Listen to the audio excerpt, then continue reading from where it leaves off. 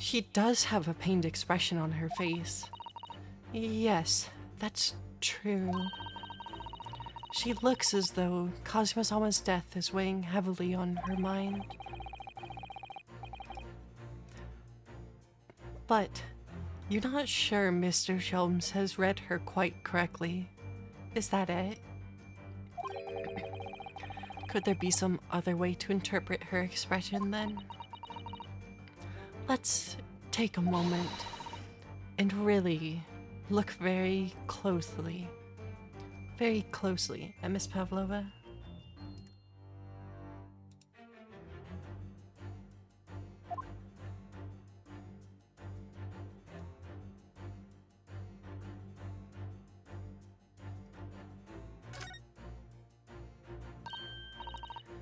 Oh, Naruhodo-san, look! That looks like a very painful wound.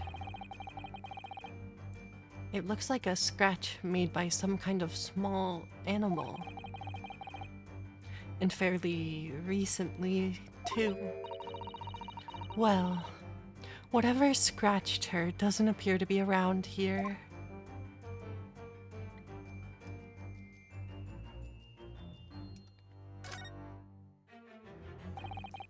She really does look troubled.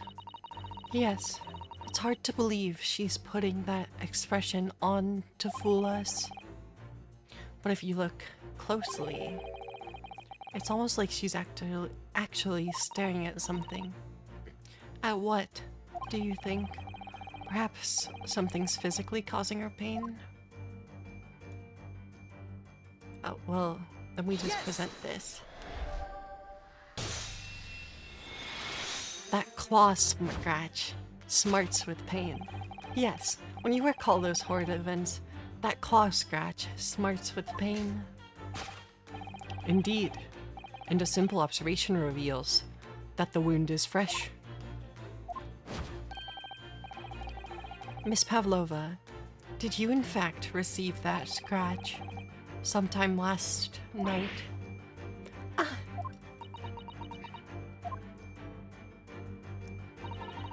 When I think about the young man who died next door, I feel so sad. And when I am sad, the pain from this wound is worse. And it is that very pain that evidences your next inextricable link to the victim's death.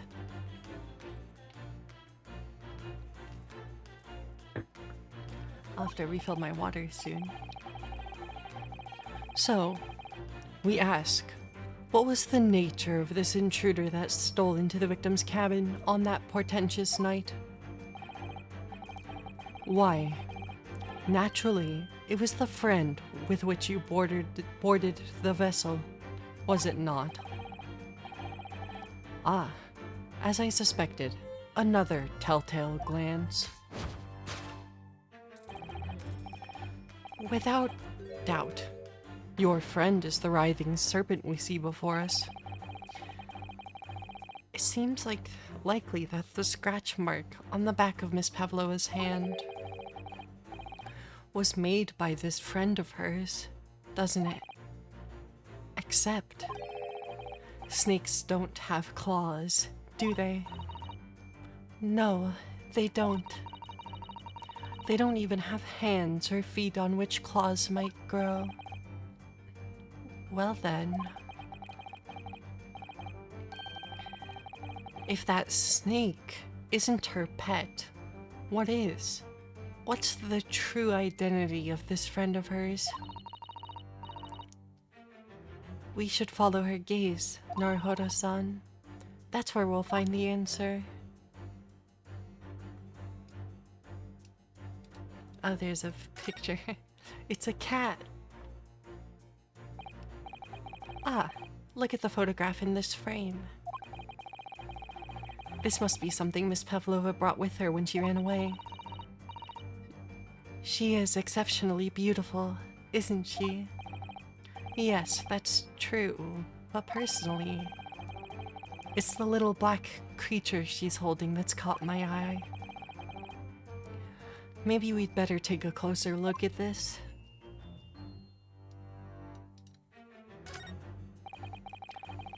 Look at the little cat Miss Pavlova is cuddling here. Oh, what a cute little kitten. It could vie with you, couldn't it, Naruhodo-san, for the blackest outfit? A black kitten. And from the look of this picture, at least, Miss Pavlova seems very attached to it. Yes!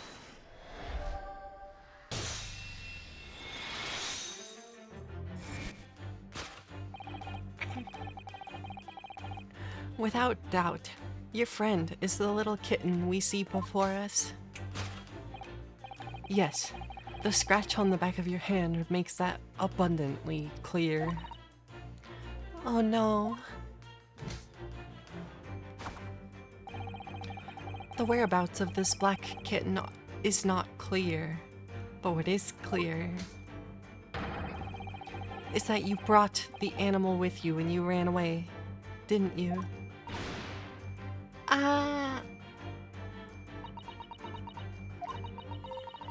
Darka is my best friend.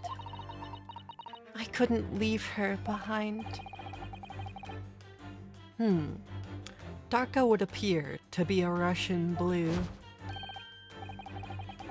And yet, that fact leaves us in a quandary. Sorry, the snake. It's really funny.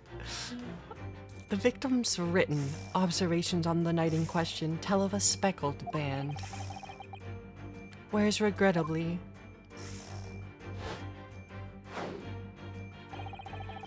this specimen's markings do not fit that description in any way.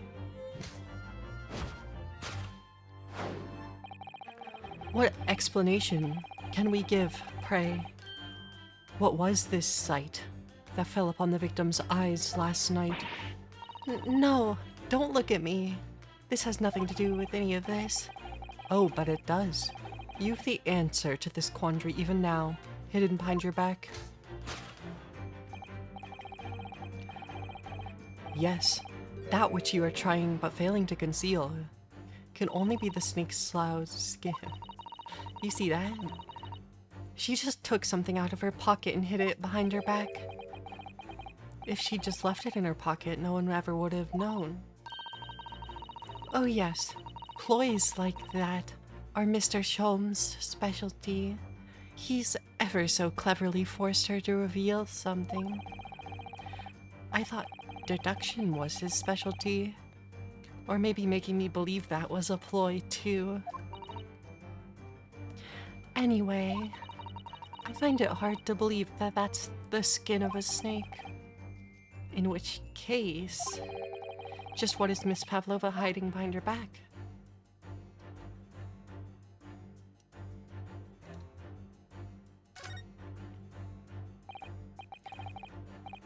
Well, it is speckled, and it is a band, but what is it? It seems to be soft and fluffy, a long piece of cloth of some sort. And that looks like a handle at one end. I think it may be a cat's toy.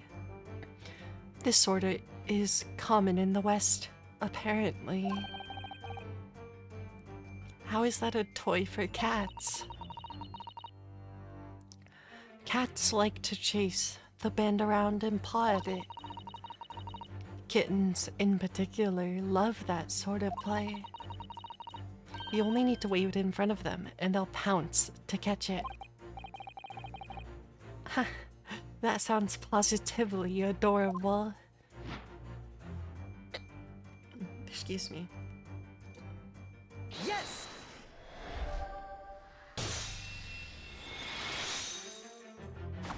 Apparently this stream restarted itself at some point. Weird. Yes, that thing you're trying but failing to conceal is, a cat's toy. Precisely. And the true nature of the now infamous speckled band. Ah, and it was this toy that you dangled through the ventilator. You waved it around, I presume. Naturally, the victim could not fail to notice it. But why? For what reason? My dear boy, there can only be one answer to that. After her feline friend disappeared through the ventilator into the neighboring cabin, Miss Pavlova attempted to use the speckled cat's toy to incite the creature to return. Ah. In summary, the nature of this friend of Miss Pavlova's, which last night infiltrated the scene of the crime, is a blithesome Russian blue breed of cat by the name of Darka.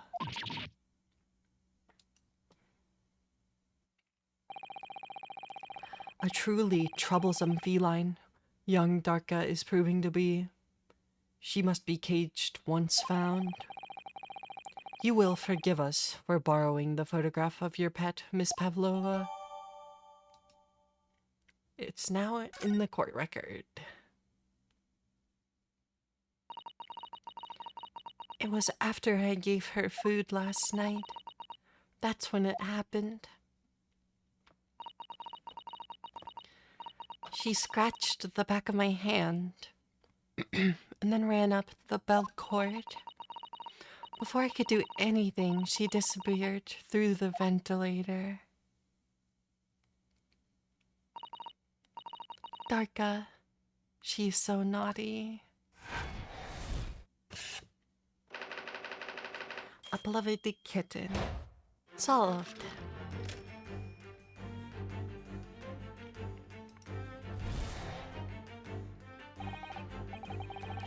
Moving on, we come to the heart of the matter. The grim demise of the victim. How did this young man lose his life, and why? According to the data of which I've been apprised, it would appear there were no visible signs of injury.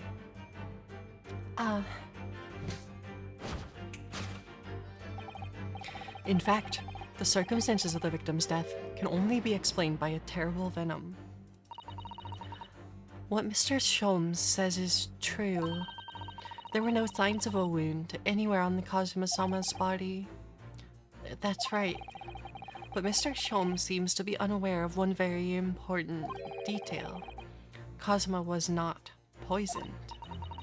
Yes, it would seem so. Let's give him the information he's missing now.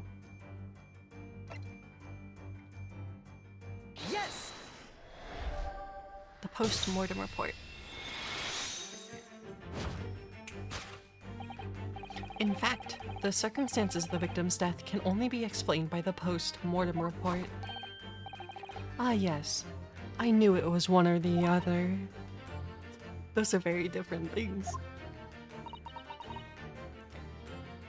His neck was...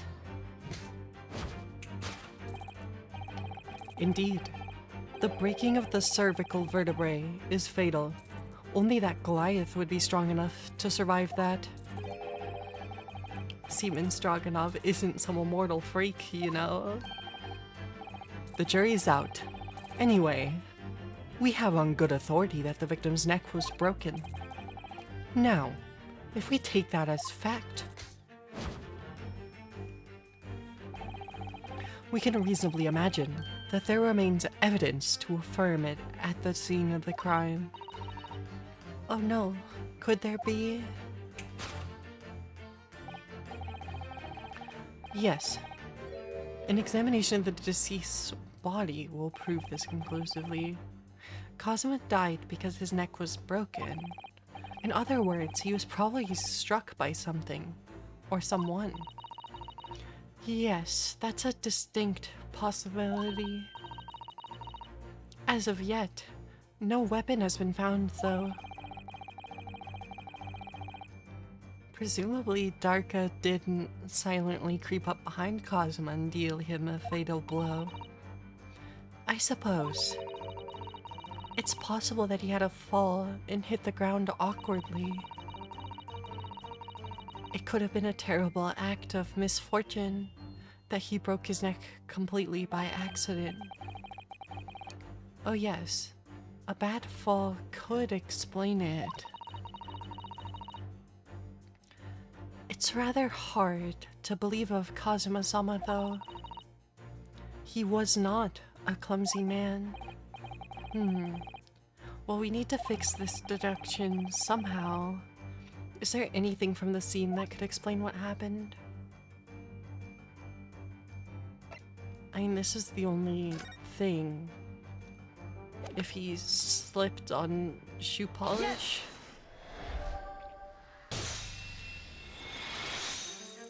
Yes. Yes, an examination of the mark on the floor will prove the cause of death conclusively. This particular mark, so prominently visible to the victim's body, is a deposit of shoe polish. Shoe polish? Indeed. Positively identified by a little analysis device I constructed, which I carry now, as a matter of course. Beeswax, tallow, and dye were my results, the undeniable ingredients of shoe polish. And the color of the polish is a perfect match to the color of Mr. Osogi's laced leather shoes. Looking at this mark, it's not hard to imagine what happened. For some reason, Mr. Osogi must have caught his foot at that point on the floor and tripped. Please, no. And, by a dreadful turn of misfortune, caught his neck against some immovable object as he fell to the floor, suffering a fatal blow to the spine. The victim's vertebrae shattered, and in an instant, he lost his life. No! I don't know. I don't know anything about this.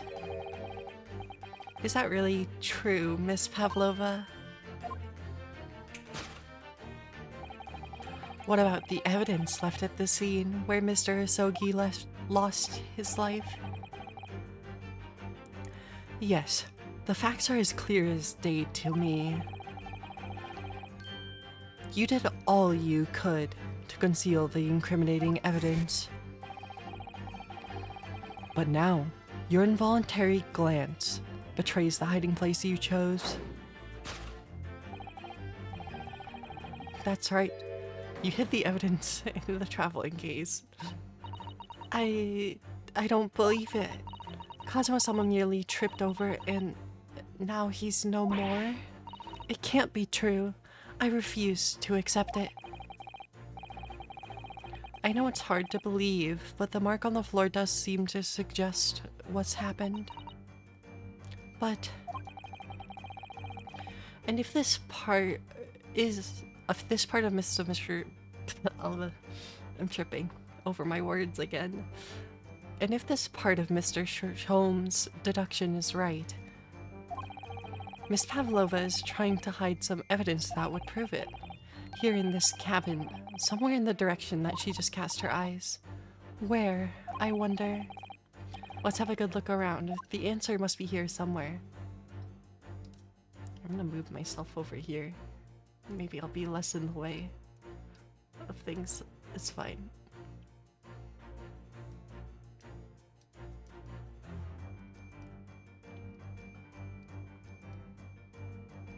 Look, there's a trash can.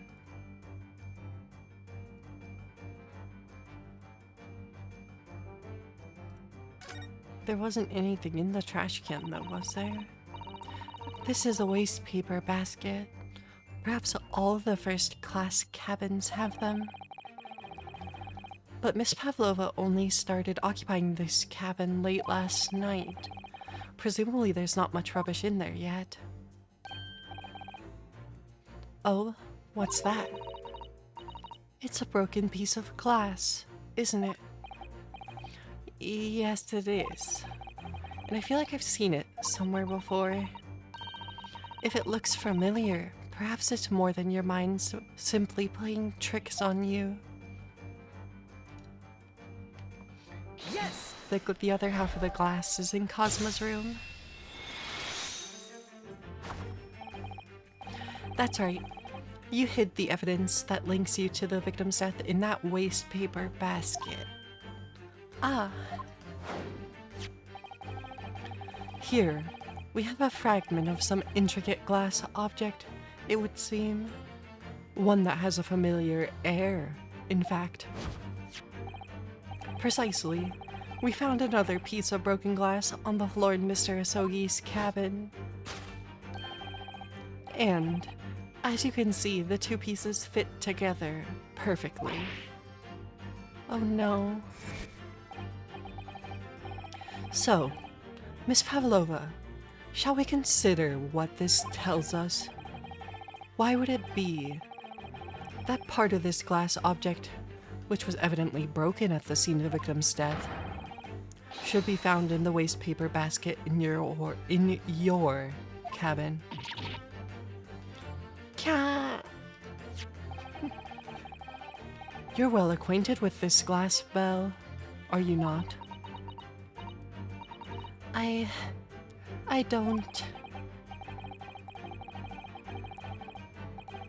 don't know. In that hushed Russian accent of yours. Won't save you this time, dear girl. Why? Because we have conclusive evidence linking you to the Belle in question. What? Take it away, Mr. Naruhodo. Yes. The evidence linking Miss Pavlova and the little glass Belle, that would be the photograph of her. I'm pretty sure it's on the cat in this picture. It is. Yes! If you would look at this photograph, you can clearly see hanging from Darka's collar the very glass Belle in question.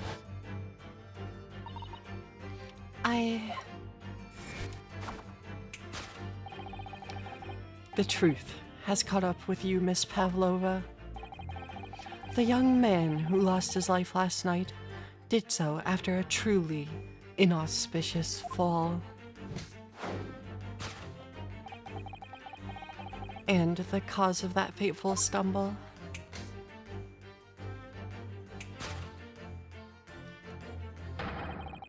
Your absent feline friend, Darka.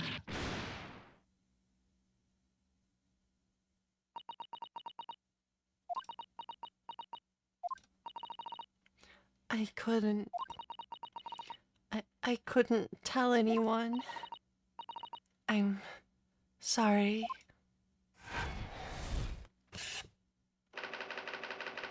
Death by tripping over a cat. No. Deduction complete. Elementary.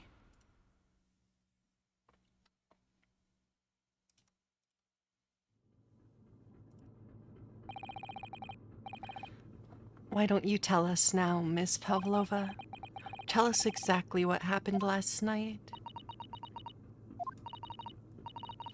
It was a little after 1 in the morning. It was so late, but I hadn't had time to feed Darka, so I gave her some food. And then, all of a sudden, she scratched me and jumped out of my hands. People do say that cats become very anxious and nervous in new environments. She was so fast, she disappeared through the ventilator before I could stop her. And that is how you acquired the rather nasty wound on the back of your hand, I take it? Yes.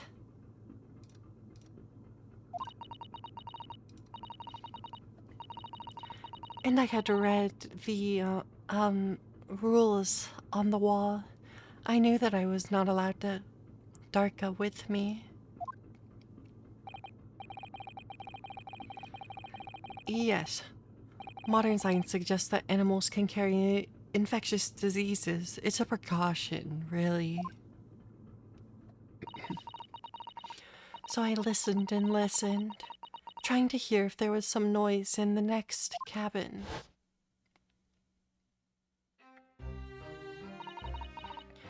It was very quiet. I was sure if someone was there, he must be sleeping. So at that point, well, so at that point, you thought it safe to try to lure the kitten back again by dangling the end of the toy through the ventilator and into the adjoining cabin. Darka always loves this toy, but it didn't work. Nothing worked. I tried using her favorite toy. I tried whistling to her softly, but nothing. She didn't return. So the faint whistling sound Kazuma wrote about in his diary was Miss Pavlova trying to retrieve her pet. Cats have a propensity to remain hidden in the shadows when frightened. Yes, so there was nothing else I could do. I just had to wait until she had calmed down. But then...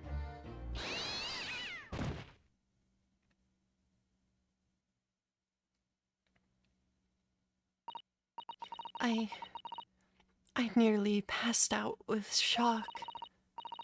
I heard her cry out, and then, oh, it was such a dreadful bang.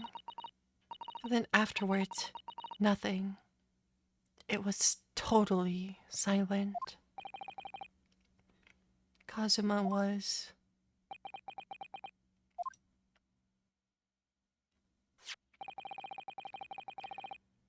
From the appearance of the brown mark on the floor, it seems likely that what you heard was the victim stepping on the glass bell and tripping up. The SS Burya is a large vessel, but even she can pitch and roll violently without warning. If Mr. Asogi was already off balance as a result of the ship lurching when the kitten got under his feet, the combination of unfortunate factors could easily have caused him to fall over.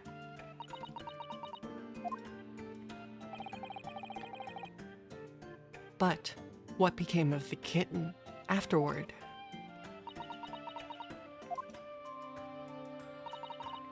In the end, I managed to get her to come back through the ventilator. Yet, Darka is nowhere to be seen. I must have forgotten to lock my case. And now she's disappeared again. Gracious, that cat is as insufferably restless as I am. Well, he knows something about himself at least. When I woke this morning, I had heard that a young man in the next cabin to mine had died. But I couldn't bring myself to tell anyone what had happened. I was too scared. Scared that they would send me back. Oh, hold on a minute. What about the snake? You're right. Where is it? If the snake isn't your friend, Miss Pavlova, then whose is it, and where did it come from? What on earth is such a dangerous creature doing on board this ship? Oh, I didn't say?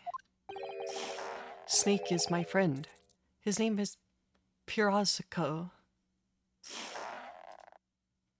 Yep, very friendly snake right there. Hmm? What? What?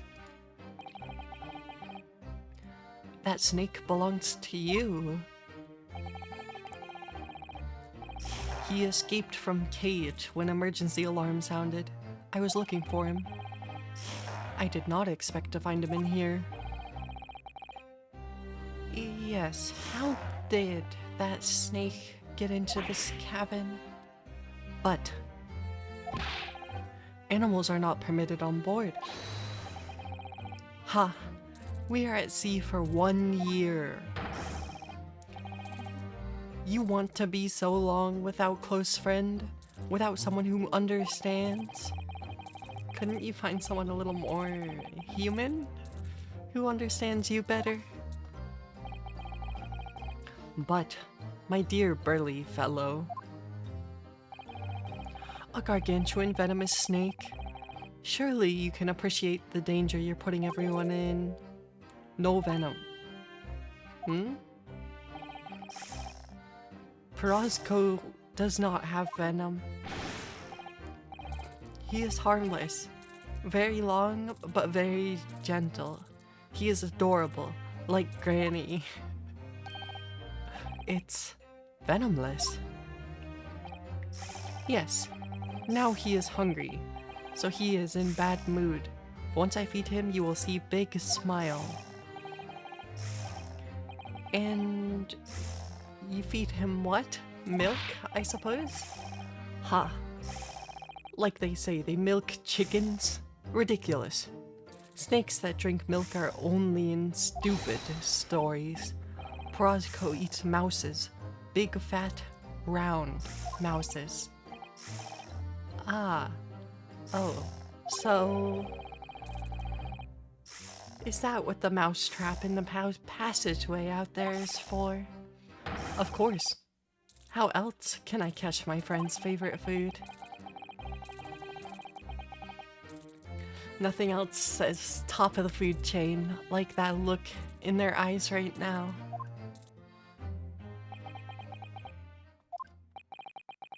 It refuses to drink milk.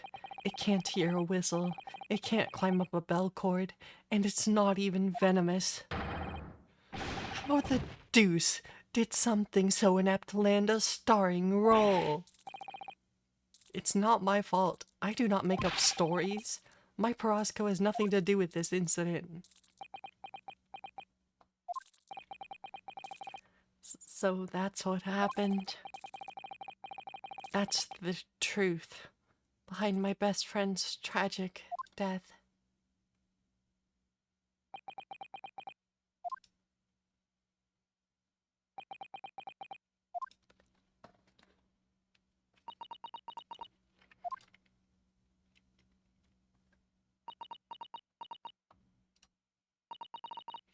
Miss Pavlova.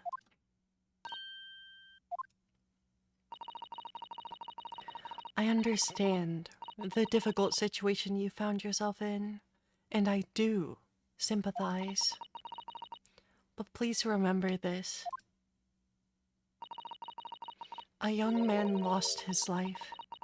If you're going to attempt to cover up your guilt with lies, then no matter what the circumstances, I cannot forgive you. But what are you talking about, Miss Mikodova? What lies? Miss Pavlova just confessed everything. It was just a series of unfortunate events. An accident.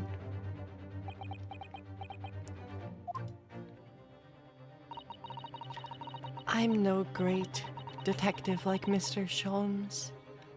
I don't have a gift for knowing the truth. But even I can see that was not the truth. Don't you agree, Mr. Naruhodo? To be perfectly honest, yes. There's a discrepancy in Miss Pavlova's story.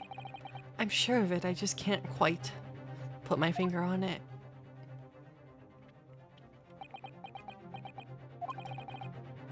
I confess, I was intending to let Scotland Yard deal with any outstanding issues on this matter.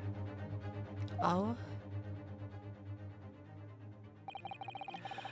I am only present here for a very specific reason. The truth is... I'm gonna have to get more water. The truth is, you, Mr. Naruhodo, are simply a distraction. A distraction?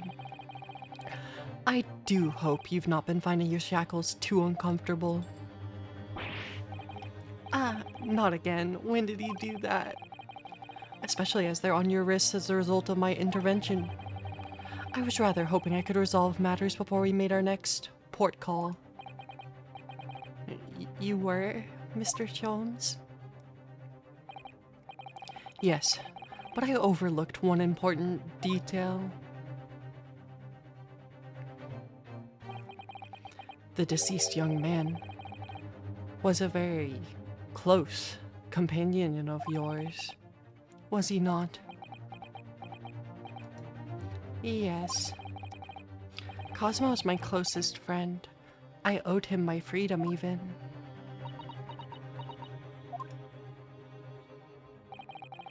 In that case, we must follow this to its conclusion. No further distractions. You must uncover the real truth here, Mr. Naruhodo. Yes, whatever that may be. The key to this is the discrepancy in Miss Pavlova's story, I'm sure. If I can chase that down, maybe the truth will become clear. The truth about how you really died, and how that scene in your cabin really came to be. Alright, I'll see what I can do. Excellent. Thank you, Mr. Naruhodo. So then, shall we begin? Yes. What should we ponder first? Is the victim who lost his life in a cabin that was bolted shut from the inside? Was this truly an unfortunate accident? Or was it in fact no accident at all? That is what we must first establish. But we've already established it, haven't we? The man tripped over the kitten that had climbed into his cabin via the ventilator. Tragic, yes, but still an accident. Hold it! Wait, let's just take a step back. It doesn't make sense if that's what really happened, does it? I'm going to have to ask you to spell it out for me, I'm afraid. Yes, it's starting to take shape now. There's a clear contradiction between the facts and Miss Pavlova's story here. The evidence is right there in Cosmo's cabin. It's undeniable. His death couldn't possibly have been a mere accident. Really. Let us show our hand, Mr. Naruhodo. Time to present the evidence. The evidence that proves unequivocally that the victim's death was no mere accident. It would be the writing, right? The crime scene photograph? Because if he did just fall over, there's no way he would have written out a last word, let alone in Russian. The truth is clearly recorded in this photographic print. There's no way that Mr. Sogi could have left this message on the floor. That script, it's Russian, isn't it? Indeed it is. The word written means wardrobe. I see what you mean. Most people would leave a dying message in their native language. Japanese in this case.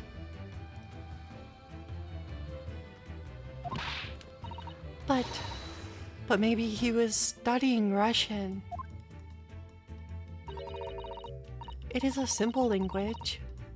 He could have picked it up very fast. That doesn't seem likely. That's actually not the point. It makes no difference whether he knew Russian or not. Sorry? What do you mean?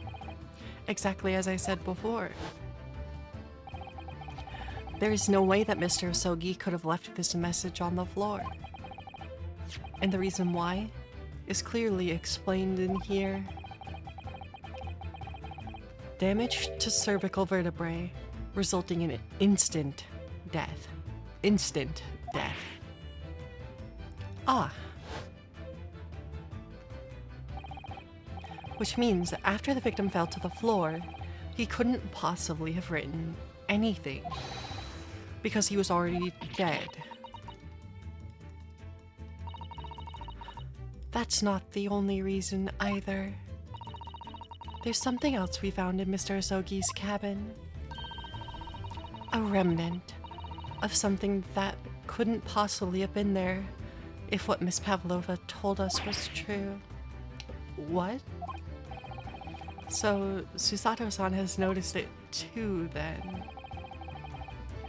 Putting the message on the floor aside, there's something else that gives the truth away.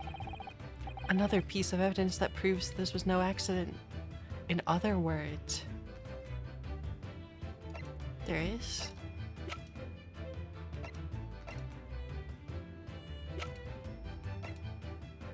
Something else in the room that wouldn't have been there.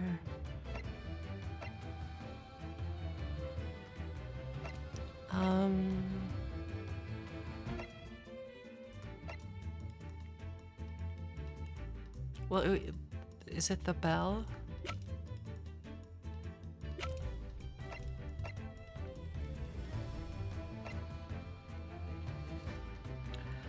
Let me look at this again.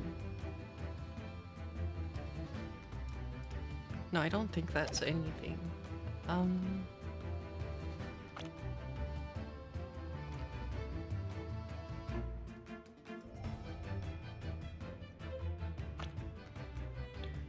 That proves this was no accident.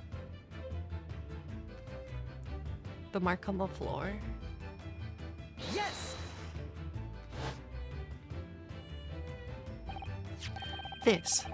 This piece of broken glass next to the mark on the floor. But that's the glass bell the kitten had around his neck. We already know about that.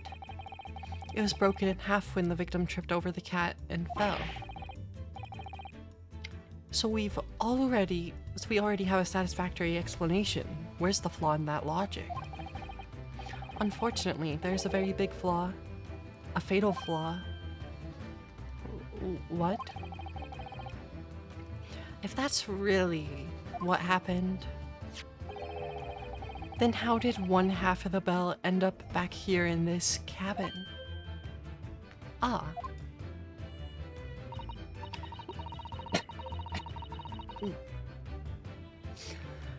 Yes. Remember that we found the other half of the glass bell in the waste paper basket? Would you care to explain that, Miss Pavlova? Oh no. Both these pieces of evidence clearly point to the same conclusion. That when Mr. Asogi died last night in his cabin, there was someone else in the room.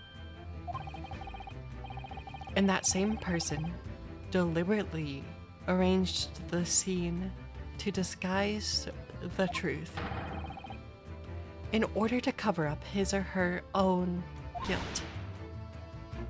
Yeah. Yes, there was someone else present in Mr. Asogi's. You're wasting time. Someone else was there? Duh, of course, we know this. What are you talking about? Bulkhead was bolted shut from inside. There was no way in or out. Oh, yes. And the only other past person in cabin when young student died was you. Yes! It's true. I was in the cabin when it happened. You were shut inside the cabin wardrobe, to be precise, about the details. But I don't know Russian. There's no way I would have left that message. Not would have. There's no way you could have left that message, to be precise about the details. Would you mind? Forgive me, my dear fellow. As I was saying, the person in question wrote the word wardrobe in Russian on the floor in an attempt to incriminate me for the crime, even though I'd been asleep in there the entire time. And then, the same person picked up the broken glass bell that had fallen to the floor for fear of it becoming evidence that would show how Mr. Asogi really died. But why wouldn't this person have taken all of the pieces of the bell away? Leaving half behind was always going to raise questions. Yes, well, it was past 1 o'clock in the early hours of the morning. The cabin would have been quite dark. The single small lamp suspended from the ceiling barely would have cast any light onto the floor there. Little wonder, then, that the culprit failed to notice a fragment of the tiny item. You all suspect me, don't you?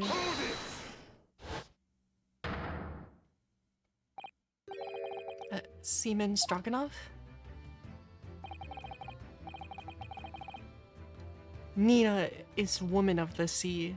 She is daughter of strong sailor. 2 years ago, they noticed her dancing skills and she went away to join ballet company. But before she was dancer on this ship, a member of ship's band. You do not accuse ship's angel of being criminal. Ah, so that's it. You say that when young student died, Nina was there in his cabin. But that is not possible. I give my tooth. Well, this is all most interesting. And why would you give your tooth, pray? How can you be so sure? You are a great detective, you should know. It was him. Look truth in eyes. Cabin bulkhead was bolted shut from inside. Nobody could go into cabin. Not Nina, not anyone. Or you want to tell me that killer can walk through locked doors? Nyet. It's impossible. He's right. But wait, I've read about this in detective stories. People often tie thread around door latches so they can open and close them from the outside. Thread? Are you stupid? These bulkheads are not barn doors. Certainly not. These are watertight doors, as one would expect to find on any modern steamship. Constructed of heavy steel, with not a gap in sight. No threads or needles or magnets could have been used. No, of course not. I thought so, too. But Mr. Naruhodo-san suggested it earlier, so... Susato-san, how could you shift it onto me like that? So, Seaman Stroganoff has a valid point. The cabin door couldn't have been bolted shut from the outside. Not necessarily. What?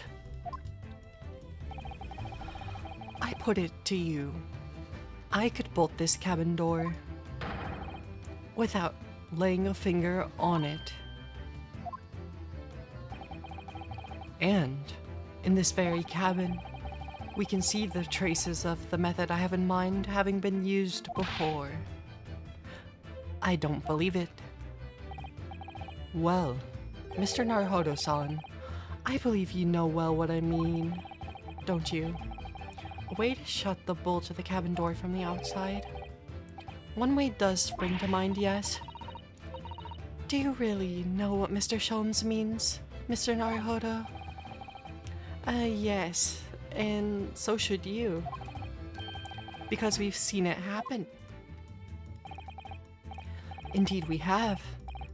So, would you care to do the honors, Mr. Naruhodo? Point out the telling signs of the method that was used to slide the cabin door bolt across from the outside. It is all this stuff that has been fallen over. But can I not? It's this. Yes! Look at the bookcase there. See how all the books and things on it have toppled over? That must have happened when the ship made its emergency stop before. Yes, that's right. It's a very powerful vessel after all. When the engines are thrown into reverse, a violent jolt goes across the entire ship. Any small objects that aren't fastened down are bound to fall over. I believe, yes, it's what's known as the force of inertia, acting on the objects. Is there nothing Susato-san doesn't know? Or that isn't in her book, at least? Well, whatever it's called, the same force that pushed over those books on the bookcase also made something else in the cabin move. The bolt on the cabin door. Ah. It was very obvious just after the emergency stop that the ship had made earlier. We had come into this cabin not long before, and we had not bolted the door. But then...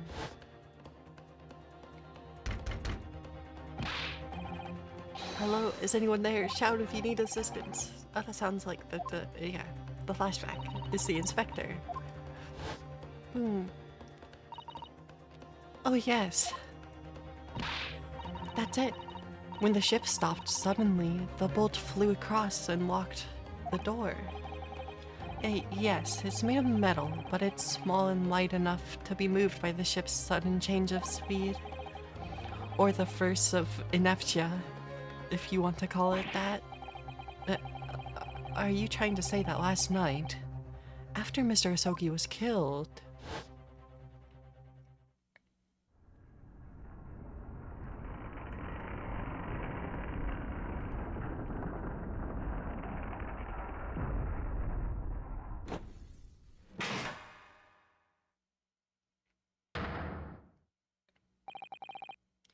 The SS Burya made another emergency stop?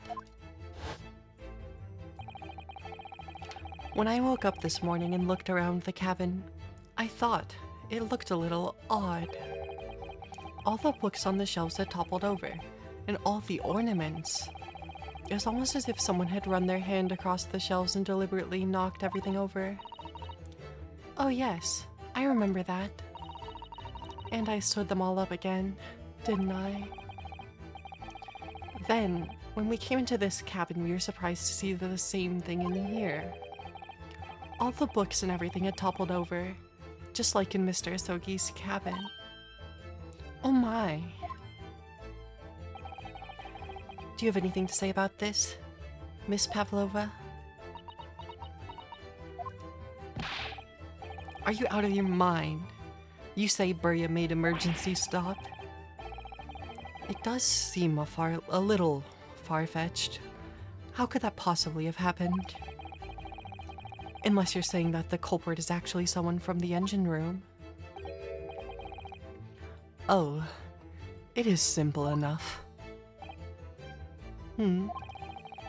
Are you forgetting the button in the passageway outside? Used to trigger the emergency alarm. Oh yes, of course. There was a notice, wasn't there? Telling you only to press the button in times of emergency. On dark nights, when the fog is dense, the captain cannot afford to rely on the eyes of his lookout alone. Hence, the placement of a number of buttons around the vessel to allow any crewman to raise the alarm. The sort of button one is almost compelled to press to satisfy one's curiosity. Wait, it was you? When the button was pressed, two things happen in the interests of safety.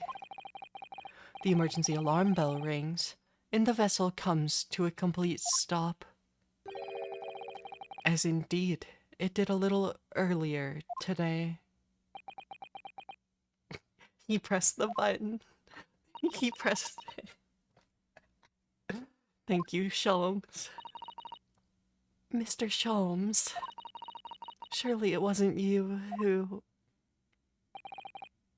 As I always say, a button has but one purpose in life. To be pressed, whatever the occasion. He sounds almost proud of himself. How dare you mess with the ship? I report you to Captain. You are in much trouble now. Now. I'm sure that can all wait until later. Let us not overlook the fact we have now learned a valuable lesson.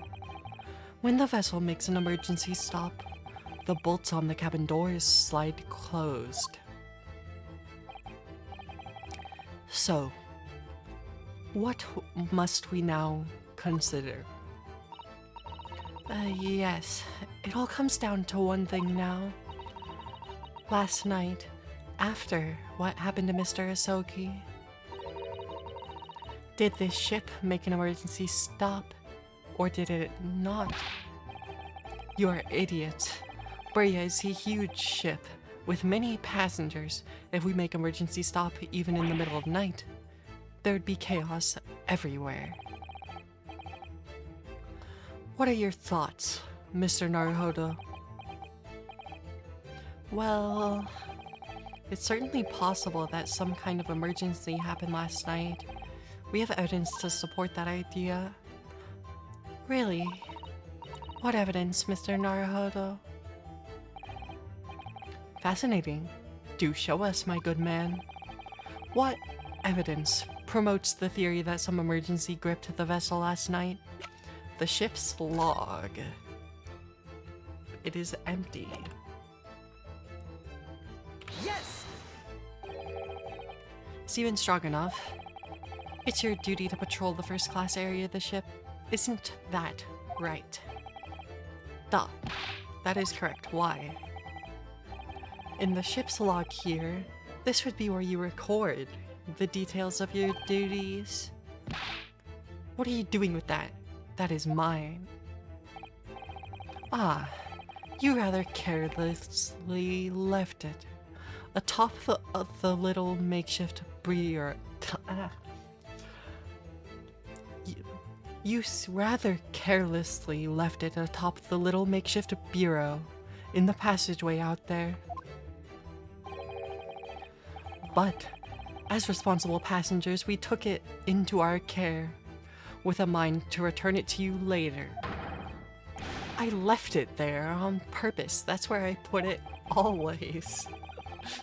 The point is, Looking at what you usually record, it's clear that under normal circumstances you write the phrase, "nothing to report," every 30 minutes.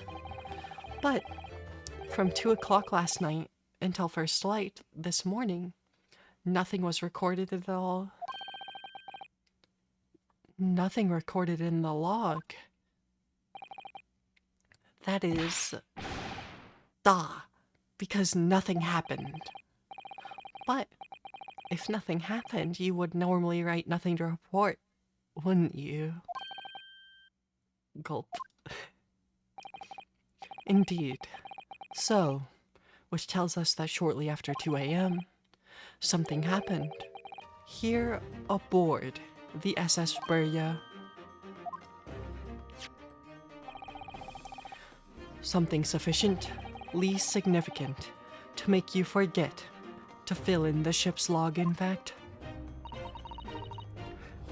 Are you suggesting that the ship really did make an emergency stop in the middle of the night? Stop talking rubbish.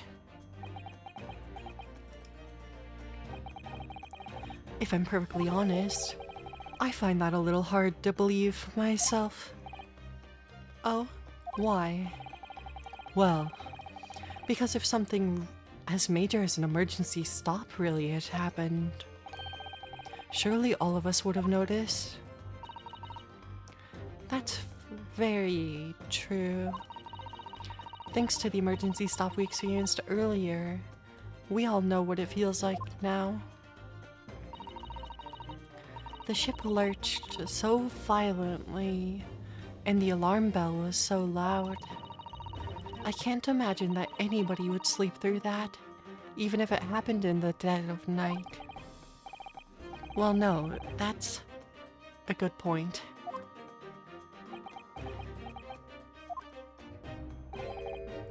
What of the throbbing? Sorry? What do you mean? Your head, man. The throbbing of your head since this morning. We have all suffered with it. Ah. Oh. Yes, I have had a headache. You're right. In fact, I haven't been feeling myself since I woke up today. Nor have I. My head has been feeling heavy ever since dawn. Yes, you've all been afflicted, haven't you? Just as I suspected. He's right, my head's been throbbing today too. And since eating dinner yesterday evening, everything has felt sort of hazy. I can't really remember anything that happened after I climbed back inside the wardrobe. Then the first thing I noticed this morning was the throbbing pain in my head. Was the food laced with something? I had already been dragged out of the wardrobe and had those handcuffs put on me by that point. Why didn't I wake up when all that was happening to me? Oh, if the food was drugged, Kazuma didn't actually eat any of it. He didn't eat it. Only Ryunosuke ate it. Tell me, Mr. Naruhodo, you boarded this vessel as a stowaway, didn't you? Oh, well, yes. Sorry. The stowaway class of accommodation doesn't usually include meals. What did you survive on? Ah, well, Kazuma looked after me. He was always happy to share his meals. So, you enjoyed some of the whole roast chicken dish that was served yesterday evening, I take it? Yes, in fact, I had all of that. Kazuma wasn't fond of chicken. Oh, really? So the victim didn't eat any of the chicken at all? That's right. He didn't touch it. Is that relevant? My dear fellow, does that not strike you Oh, Mr. Sholmes, do you mean to say that there was something wrong with the chicken? I do. No. Really? Is that really true? The meal prepared for passengers last night had been tampered with. Tampered with by the addition of a Saphoric. Oh, Saphoric? Yeah, Saphoric.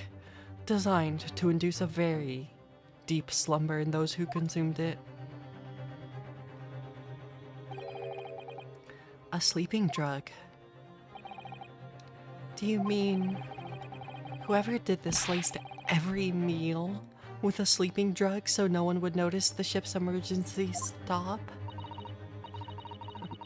Mr. Naruhodo, of course that's not what Mr. Sholmes means. What a far-fetched idea. Precisely. Lacing every meal of every passenger on board on board with a soporific drug would certainly be impossible. Unless, that is, every single member of the crew was a conspirator. What? Mr. Sholmes? Well, Seaman? Oh. Wait. No, the pieces don't quite fit.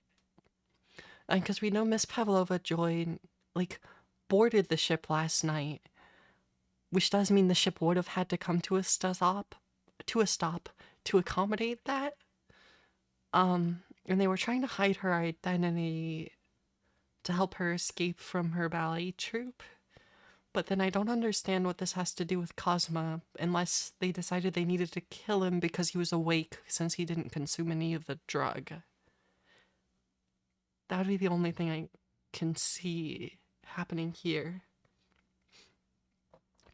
But Miss Pavlova was already on the ship. I feel like that lines up some way, but I'm not quite sure how. I'm sorry to say that any more deception in this matter will get you nowhere.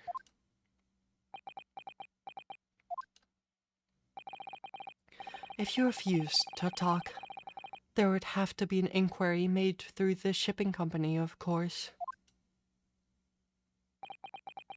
And, were that to happen, every member of the crew, even the captain himself, would be hauled over the coals. For aiding and abetting a renegade.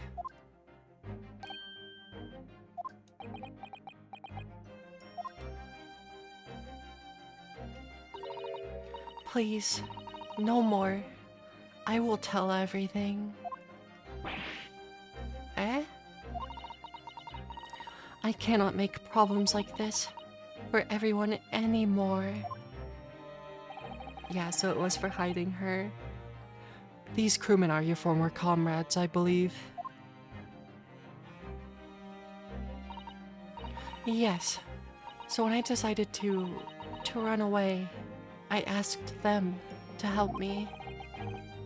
We all agreed to help, everyone together. She threw away everything, her fame in the ballet, Mother Russia. We wanted to help our angel. I don't believe it. You are right. We put sleeping drug in chicken last night. Yes, I remember now. I did notice chewing on a lump of something strange and bitter at one point.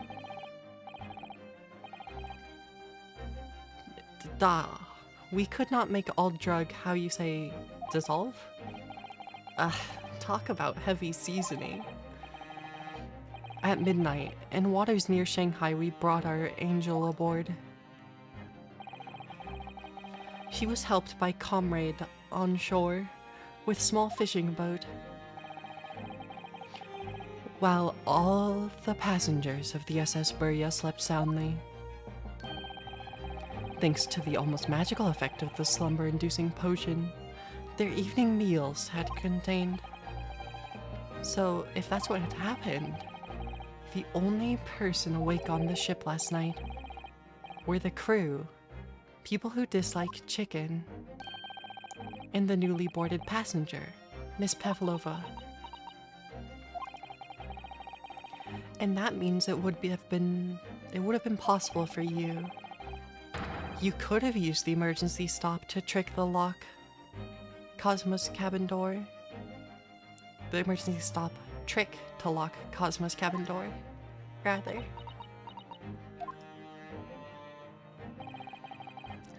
But how does this make sense? Surely every cabin door would have ended up locked in that case, and there would have been complete chaos. Oh, I wouldn't say so.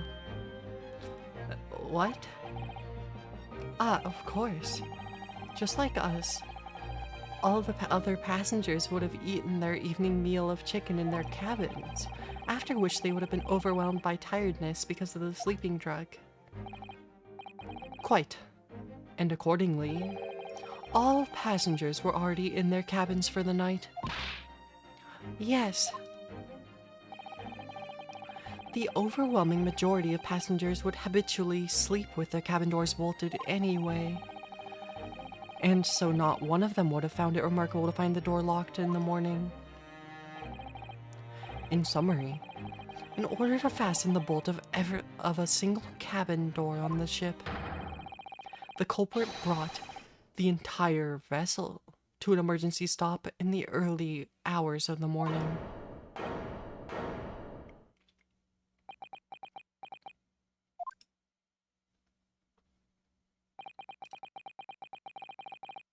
You've talked a long time and said many things. What is point? The point is what I said earlier. There was somebody else present on the scene when the victim lost his life last night. Someone who left a message in Russian on the floor in an attempt to incriminate another. Someone who tried desperately to hide the broken fragments of glass that would reveal the culprit's identity.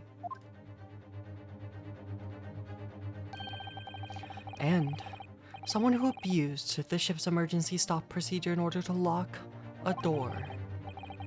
All told, a busy night. But I don't know about any of this. I'm just a little girl. You like to speak with your long English words and explain your clever ideas. But I am Sailor, and sailors don't listen to long, boring stories we don't believe. Sailors like Sailors like me, we trust only in what we see with our eyes. A laudable trait. What? I am quite of the same disposition, my good man. Observation to me is everything. Mr. Naruhodo. Yes? Do you hear it? The accusatory cry... that accusatory cry of guilt on the wind. What accusatory cry of guilt? Sorry, you've completely lost me. Proof of involvement, man. But you can't hear such a call with your ears. No. You must hear it with your eyes, for observation is the basis of all deduction. What are you talking about? I believe the time has come for one final logic and reasoning spectacular to expose the truth. So, Mr. Naruhodo, your assistance, if you please. With what exactly, Mr. Sholmes? With observation, my dear fellow, just as I said. Of these two, prevaricators. That's a word I've not seen before. Observation. If you remember, Mr. Naruhodo, we know that somebody tried to fabricate evidence, don't we? By tampering with the scene of Mr. Asogi's death. What we're looking for is some trace of evidence that one of these two was there when it happened. Precisely. You are delightfully quick to grasp my meaning. Alright, I'll see what I can see. So you're looking for a trace of evidence that shows someone else was there last night when Kazuma died.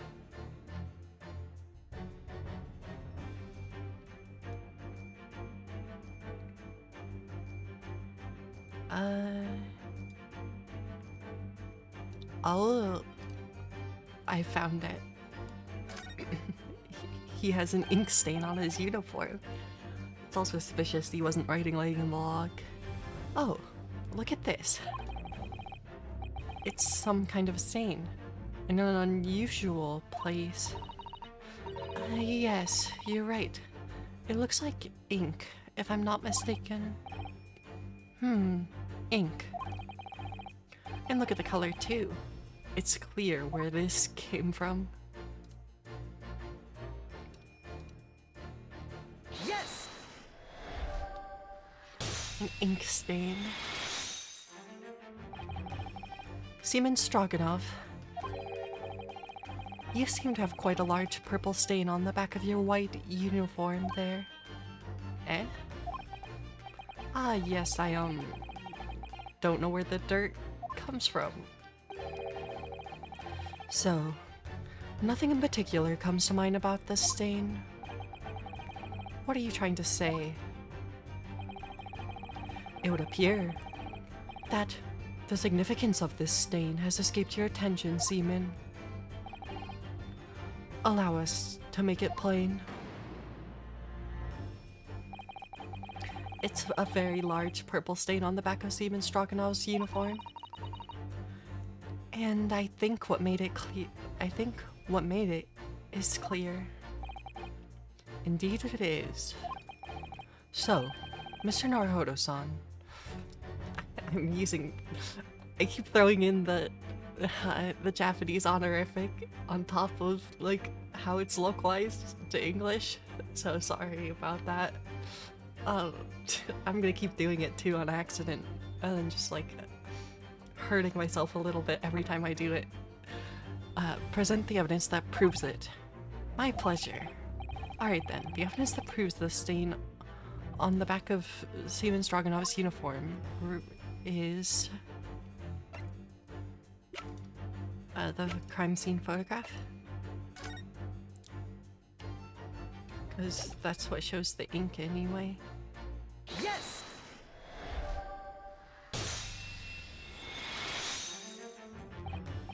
Yes, it's this photograph.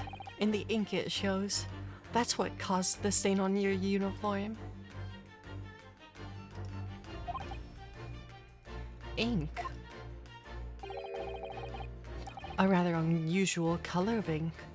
Purple. Ah.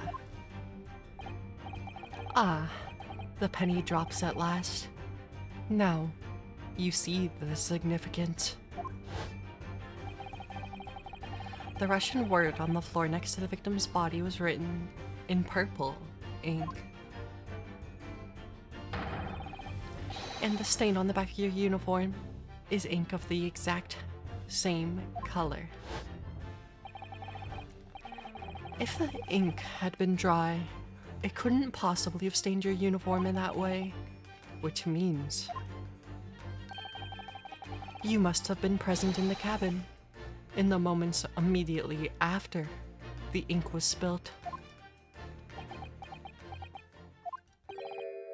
Alright, yes, it was me. I did it. Everything.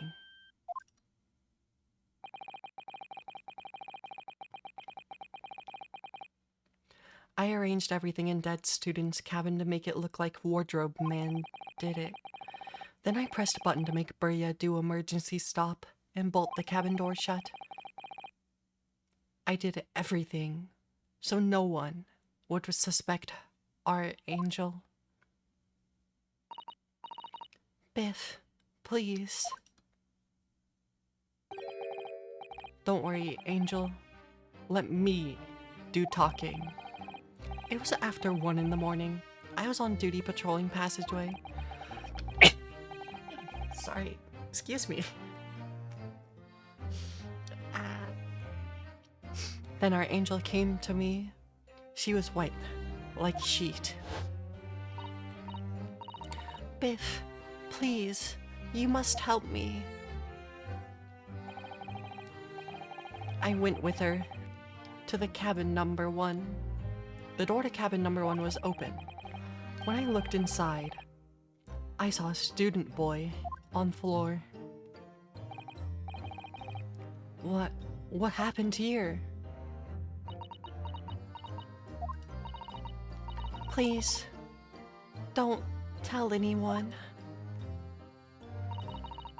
My little one, my little furry friend. Everything that happened in cabin is like Angel told you.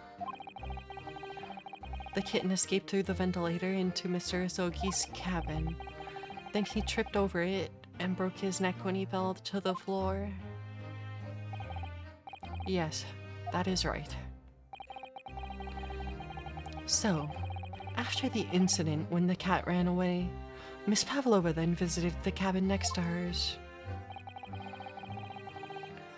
Only to find its occupant lying lifeless on the floor.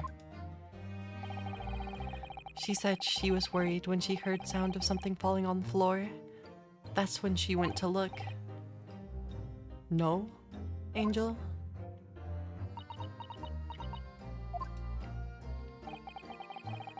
The door was not locked, so she opened to look, and you already know what happened after. There's just one thing, if you wouldn't mind. What? When you went to Mr. Asogi's cabin, Miss Pavlova, was he already dead? Why? I already told you. When Nina opened door of student's cabin, I was asking Miss Pavlova. Well, Miss Pavlova,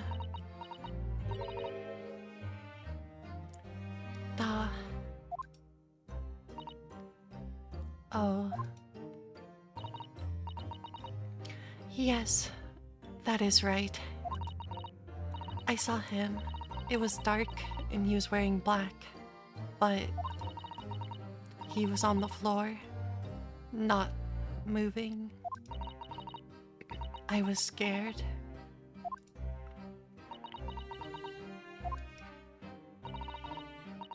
I understand, and I believe you. So is that finally it now? Have we discovered the real truth about Cosmo's death at last? Ah, something very nearly slipped my mind. Yeah, how did they know that Ryunosuke was in the wardrobe, actually? To write it in Russian as the clue. Oh, Mr. Sholmes? This photograph. Yes, I took this myself, you know. The cause of death was a broken neck. Therefore, the victim died instantly. And the unfortunate incident that precipitated these events, a kitten on which the victim stumbled. However, if those are the facts, there's one particular area in this photograph that seems to me somewhat unnatural. What do you mean unnatural? What are your thoughts on the matter, Mr. Naruhodo? Oh, well... If Kazuma tripped and fell by some terrible stroke of bad luck and broke his neck, which part of the photograph seems unnatural.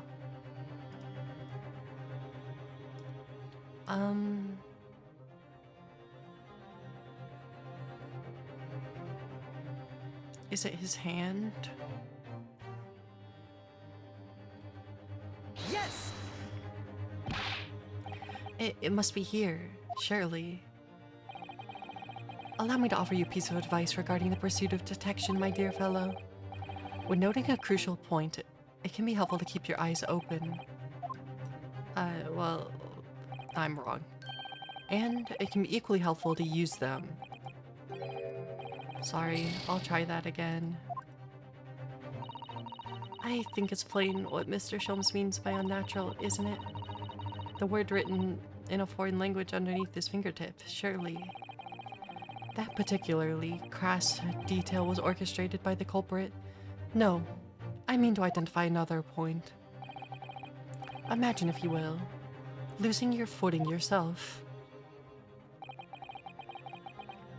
Would you land as the victim has?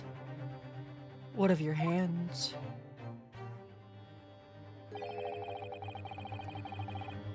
You look like the sort of fellow who stumbles with some regularity. This should be an easy task. Why do I? Is it his other hand? If Cosmo tripped and fell, and by some terrible stroke he broke his neck. It's his other hand, isn't it? Yes! Because you would try to catch yourself. So... Alright, if he really fell due to an unfortunate accident, then this fist just doesn't seem right. Okay, I knew it was something with this hand, because the exact same thought occurred to me. In a fall, one's instinct is to open the palms flat. Yet here we see the victim's left hand tightly balled into a fist. Almost, you might say. As though he were gripping something. What do you mean? Simply that I took the liberty of investigating the victim's fist a short while ago. You did? And what, pray, do you imagine I found there, my dear fellow? Mr. Sholmes, show us, please.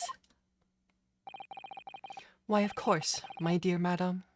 Why would I keep you in suspense? This is what I found. Oh. A crescent moon with a little gemstone in the middle? Yes. You're right. A crescent moon. It's very pretty, but what does this tell us? It matches her earring. Did the cat take it? It tells us nothing. I'm not so sure. That crescent moon it looks familiar somehow. I'm sure I've seen it somewhere before. Observation, Mr. Naruhodo. That is the key. What? The truth is now tantalizingly close. How did the crescent moon come to be in Cosmo's clenched fist? This is the final clue. The last piece of the puzzle. Ask yourself, what does this little crescent moon mean? What significance has it? And observe. Find the answer with your own eyes. Yes! It's her other earring. Miss Pavlova, on your ear there. I see you have a crescent moon as well. Ah. What?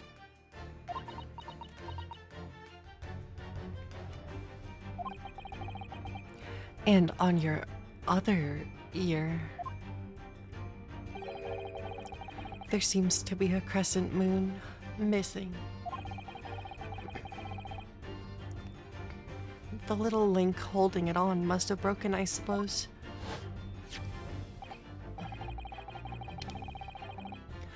Now, the missing crescent moon was found in the victim's clenched fist.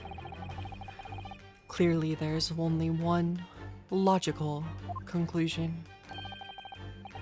Wouldn't you agree, Mr. Naruhodo? Yes. Miss Pavlova, Mr. Asogi must have grasped that crescent moon and pulled it from your ear. Perhaps just moments before he fell to the floor. In other words, last night, in Mr. Asogi's cabin, you witnessed the moment when the victim fell with your own eyes. In fact, you were quite literally at arm's length from him. But then the question is, why did Mr. Asogi do that? Why did he pull your earring from your ear and hold it in his clenched fist during his final moments? Oh no. Angel? No one can protect you now. Please, Miss Pavlova, tell us the truth. Last night, what did you do to Cosma?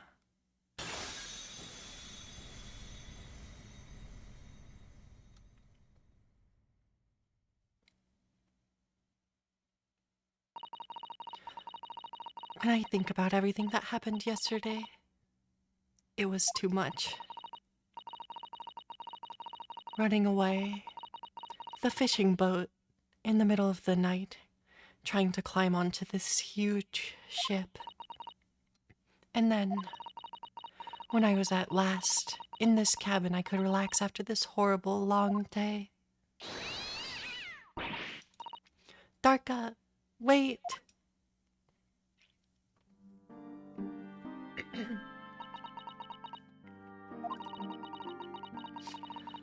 I couldn't believe it when she disappeared through the ventilator. I tried to call her with a little whistle. I tried waving her favorite toy, but nothing worked. Darka would not come back.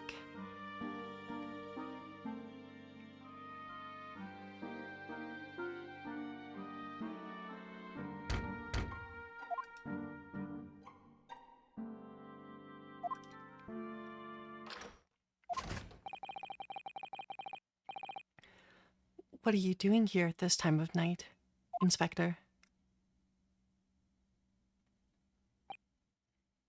Oh, I'm sorry. I thought it was a friend of mine.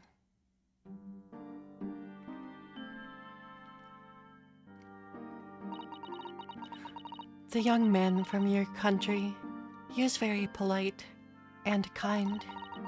He helped me to find Darka, and he promised not to tell anyone. But then, when I had my friends on my arms again, and I was going to leave that man's cabin... just a moment. Sorry, but... Oh, yes? I'm sure I know your face. I've seen you somewhere before.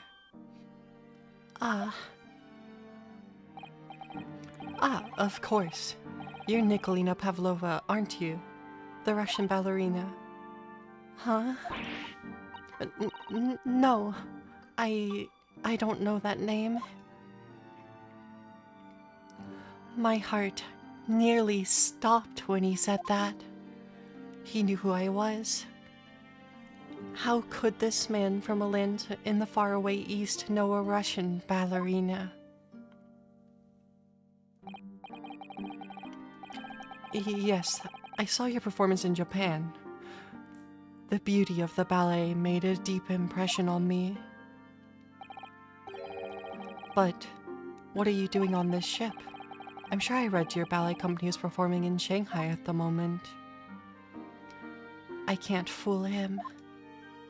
I have to tell him the truth and hope he doesn't tell anyone. I have no other choice.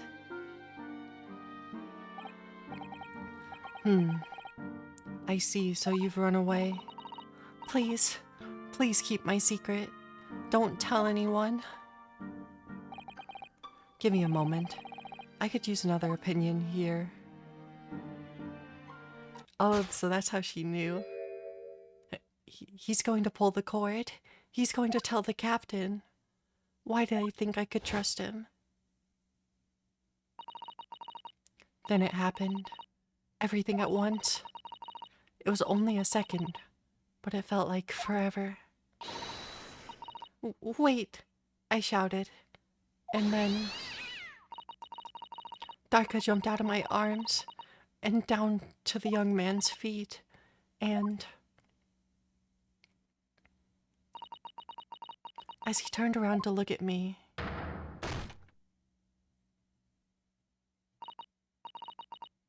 I pushed him. I don't even know why. I don't know why I did it. I was just so scared. And I had to stop him from telling anyone about me.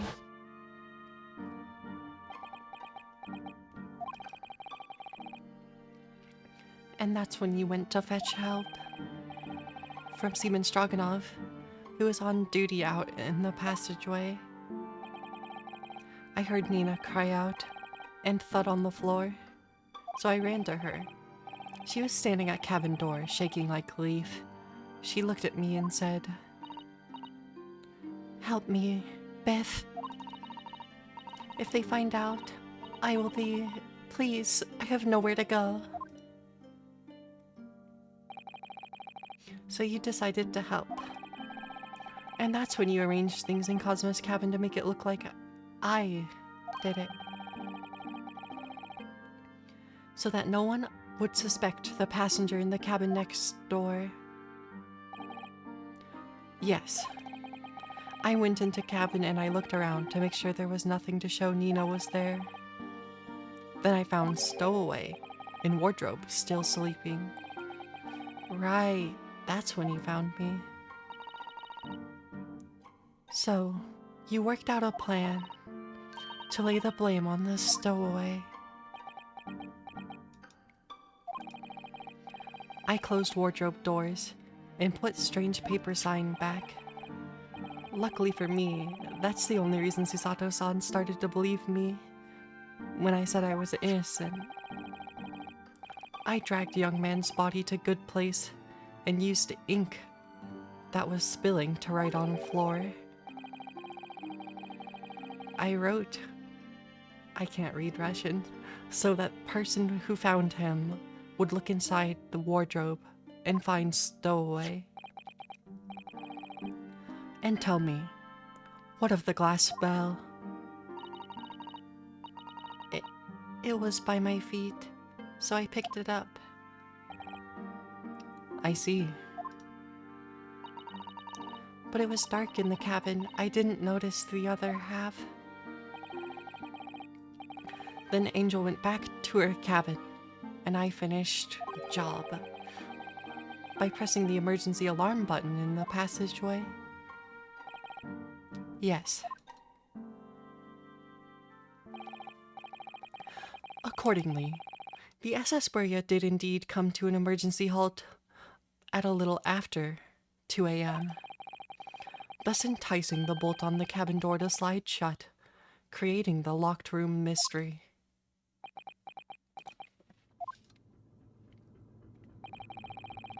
There's still one thing I don't understand, Miss Pavlova. What? Well, you said you told Cosmo about the fact you'd run away from your homeland. And it's because you were worried he was going to tell the captain that you pushed him. Isn't that right? Yes. But even if he had pulled the bell cord and called for the captain of the ship, aren't you friends with every member of the crew? Why would that have been a problem? It was what he said first that made me scared. What he said first.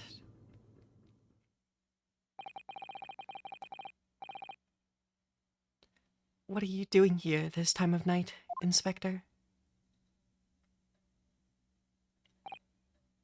Oh, I'm sorry. I thought it was a friend of mine. He said an inspector was his friend. Ah, yes, meaning me. Who was supposed to be acting as his bodyguard. I thought if police knew about me, they would arrest me. So before he could pull the bell cord, I... May I stop you a moment, please, Miss Pavlova?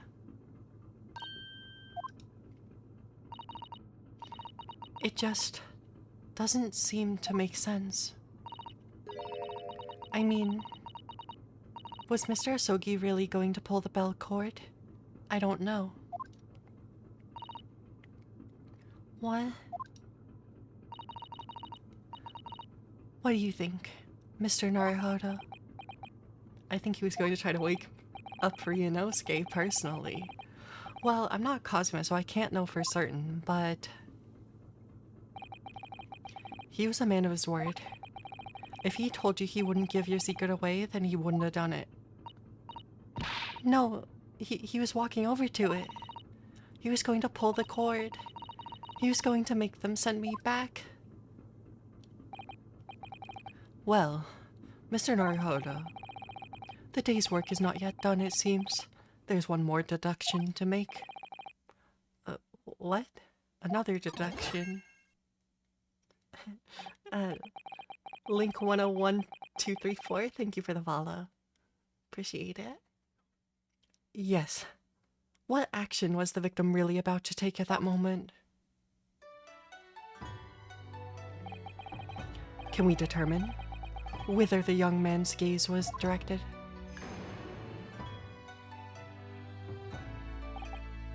First, consider the victim's location within his cabin. That's easy. I remember every detail of that room. I mean, yes, I spent quite a lot of time in the wardrobe, but still. That cabin has been my home for this entire voyage. Hello. It's going well. I'm gonna have to refill my water pretty shortly, but that's what I get for trying to strain my voice a bit for this. So, this is how the cabin looked last night when Miss Pavlova visited Kazuma-sama. Yes. It's exactly how it was. Are you ready then, Mr. Naruhodo? Yes, if there's one thing I've learned today, it's that a simple gaze can reveal all manner of truths. And not only that, in order to draw the right conclusion, you can't afford to be out by even a little bit when you're following the gaze to where it lands. So, when he turned away from Miss Pavlova, what exactly was Kazuma looking at? The wardrobe. Take that! That's the only opinion he would want to get, I would believe. Considering everything that had happened last night, certainly it may have looked... well, I hope you have a good rest of your night, Link. Thanks again for the follow. Yeah, certainly it may have looked as though Kazuma was going to ring the bell cord. Yes, however...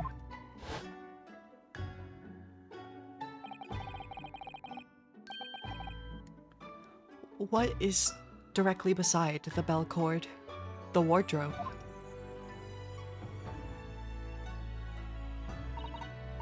The wardrobe. And more importantly, what was inside the wardrobe? The man's great friend, sleeping soundly. Ah! Miss Pavlova, please think back very, very carefully. What were Mr. Asogi's exact words last night? Give me a moment. I could use another opinion here. Another opinion. Yes, but not from a member of the crew. No. Mr. Asogi intended to consult his close friend on the matter. To see if, between them, they might be able to help in some way, no doubt. Oh no. Sadly, we can't know the truth for certain now. It's too late for that. But I wish you had made sure of what Mr. Asogi was looking at. Things may have ended very differently if you had.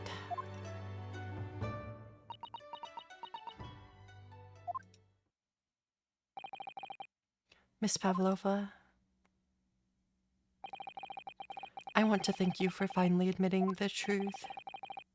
But unfortunately, the truth is, a man lost his life because of what you did, and that will never change.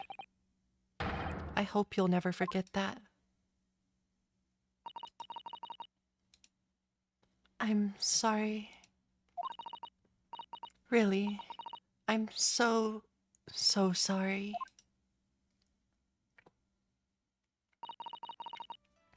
What have I done?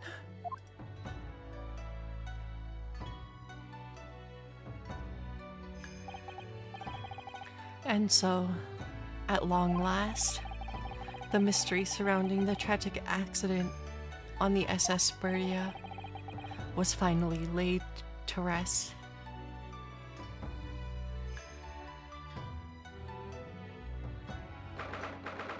9th of January, 7:14 p.m. SS Beria, first class cabin passageway. What will happen to Miss Pavlova now then? Once we reach Great Britain, she'll be handed over to the British police at Scotland Yard. What about the fact she ran away from Russia? Won't the Russians try to repatriate her?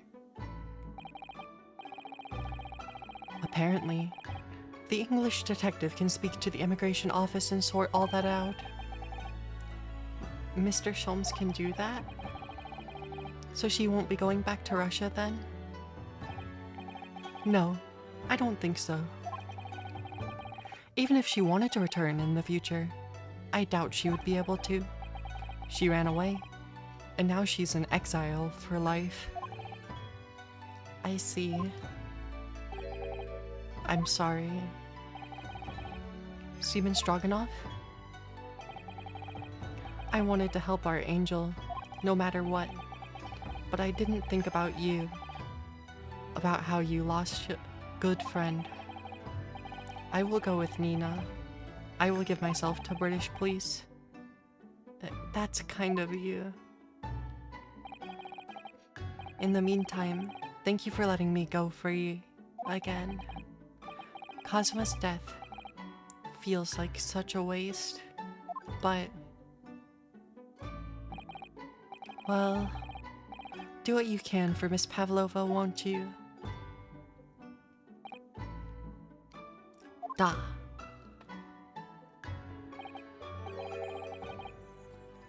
Well, I'm afraid you need to pack now. We're due to arrive in Hong Kong tomorrow. As much as it pains me, I'm going to have to hand you over to the consul to arrange your passage back to Japan. Yes, I did stow away after all. I couldn't really expect any different. So, you should get back to your cabin now.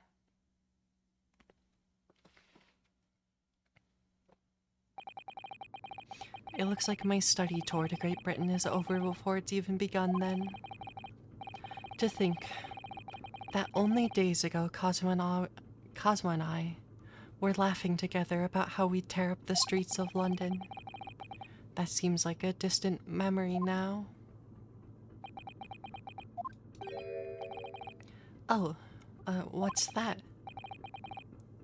Is it someone weeping?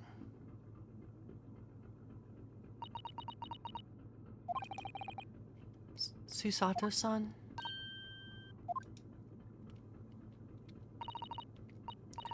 Naruhodo-san, I didn't know you'd returned. Oh, well, I haven't been back long. Inspector Hosonaga just told me I should pack. You know, ready to leave the ship tomorrow and all that.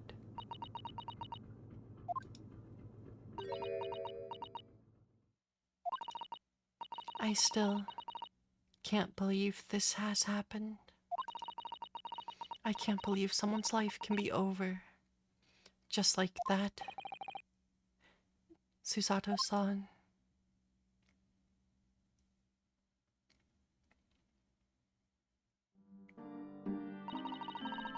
He had such grand ideas for this visit to Great Britain. So many dreams. And now they've been cruelly taken away. Just as he has. I thought I could never forgive the person responsible. But now we know the truth. That it was just an accident. Just a silly series of mishaps. It's too much, Naruhodo-san. It's just too much. Yes, I know. I wish there was something I could say. Inspector. My duty was to see Asogi-san safely to Great Britain, but I failed and caused his two closest friends great pain and suffering as a result. I've let everyone down. And I will do anything to make up for my terrible blunder. Nobody blames you, Inspector.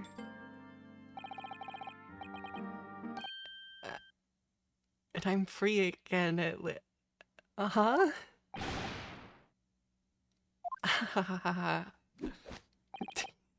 Surprised, Mr. Naruhodo. What? What is the meaning of this? Oh, a trifling matter. Simply that in my head, I think I shall always picture you wearing those shackles. Without them, the balance seems all wrong. It's distracting. Sorry. So I decided to restore them. For old time's sake, shall we say? You are a stowaway after all. He thinks this is funny. How did he do that? How is he so good at putting handcuffs on without me noticing? Mr. Sholmes. We do appreciate all your assistance. I'd like to thank you from the bottom of my heart. Not at all. Not at all. And though it's a little late, may I offer my sincere condolences.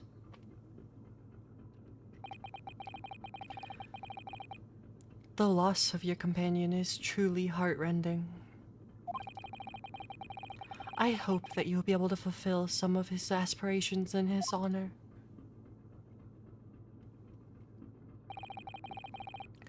I'm afraid that won't be possible. We shall be disembarking at the next port, in Hong Kong. We have to return to Japan and make a full report about everything that's happened. What? Wait a minute. It's just me that has to go back, isn't it? I mean, I was the stowaway.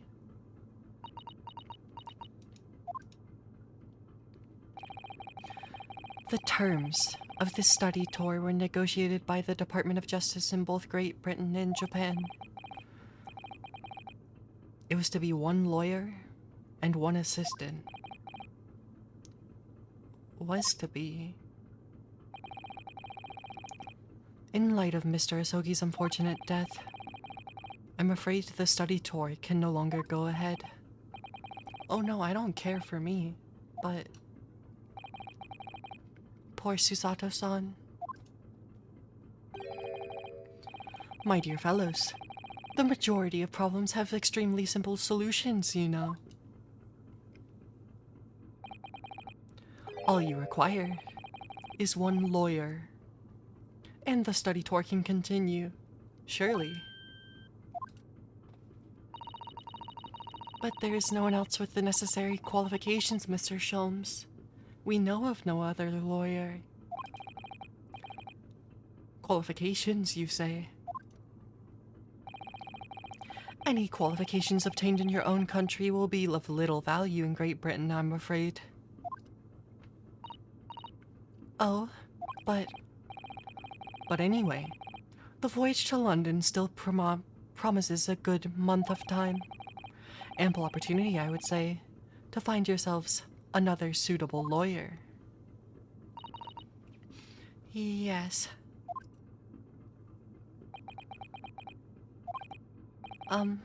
Miss Susato? Yes? Do you think perhaps I might be able to do it? Ah. But you're not a lawyer, Mr. Naruhodo. Oh, unless... Are you studying law? No, I'm not, but... I'm sorry. In that case, I don't think there's even a chance it could work. But as I said, there is still more than a month before you reach England's shores. Isn't that right, Mr. Naruhodo? Yes, I have a month in which to study, to learn what I must, to become a lawyer in Great Britain. Mr. Naruhodo? That's ridiculous. Are you suggesting anybody could learn all of that in just 40 days? There's only one way for me to find out. I would work my fingers to the bone, Inspector, every single day. Will you let me try? And if by the time we reach Great Britain, I haven't learned enough to be recognized as a lawyer, I'll take whatever punishment is deemed appropriate. But why put yourself in such a difficult position? For Kazuma. He said that there was something he had to do in Great Britain, and that he would sacrifice anything to make it happen. He was passionate about it. I can't let all that passion come to nothing. And anyway, it's for my own benefit, too. I will become a lawyer. I have to.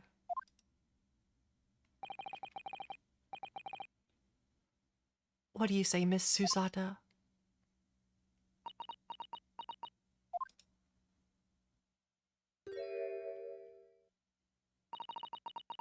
I think it's a wonderful idea. Thank you.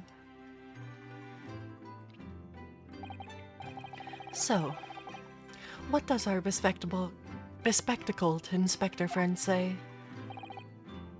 Are you serious?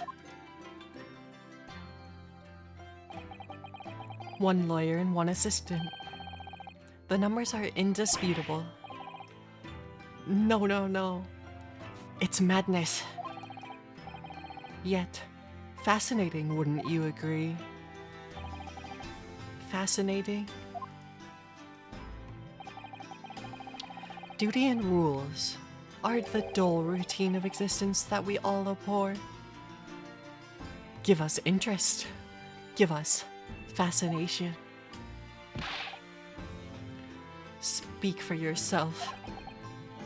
Besides, qualifications are no measure of a man. What matters is his character. No?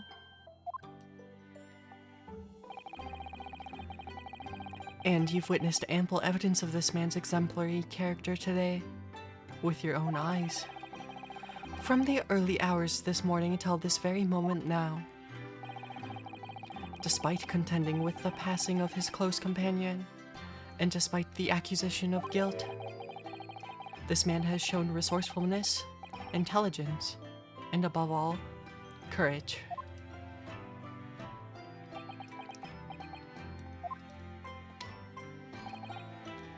Very well.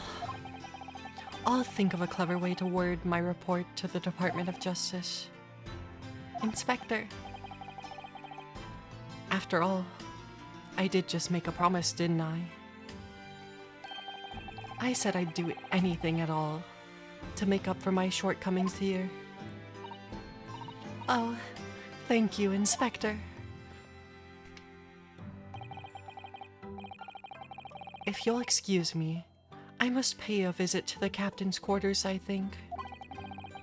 I need to discuss what to do next and how best to make my report.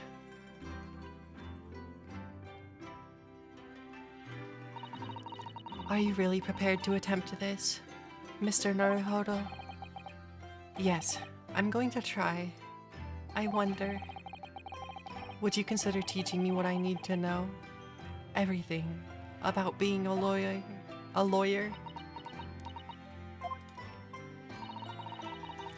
I would be delighted to help you.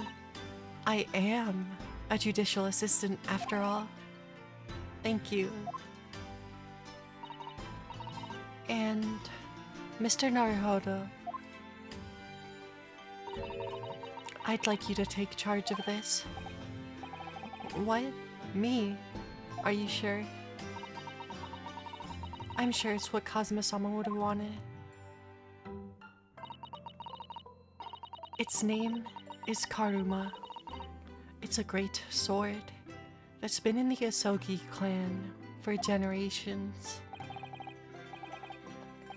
Very well. I accept. I'll treasure it always.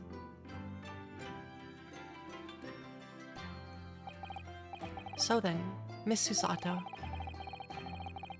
it seems we'll be working together for some time to come yet.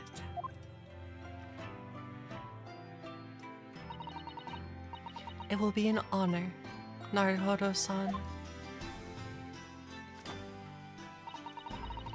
And for the next 40 days, I shan't grant you a single minute of freedom.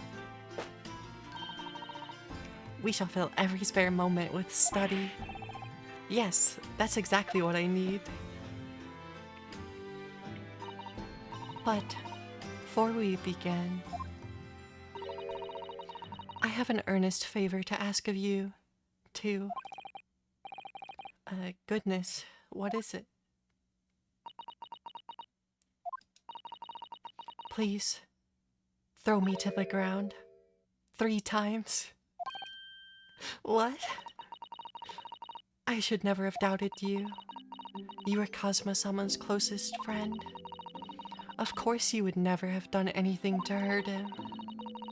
That should have been obvious to me from the start. But I allowed suspicion to get the better of me. And no matter how upset I was feeling, it was completely unforgivable behavior. No, you were in shock. You just found out about me stowing away, and the cabin door is locked from the... No, I won't let you make any excuses for me. Whatever the circumstances, I should never have thrown you. And not just once, but 5 times. That number keeps creeping up, doesn't it? Please, you must. Just take hold of me and throw me. Do it. Don't even think about it. No, I don't even know how. I've never thrown anyone in my life. Very wise, Mr. Naruhodo.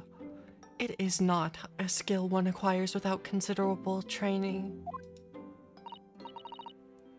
Oh, Mr. Sholmes. I observed your throwing technique several times with great interest. I confess, I was most impressed. When did he see that?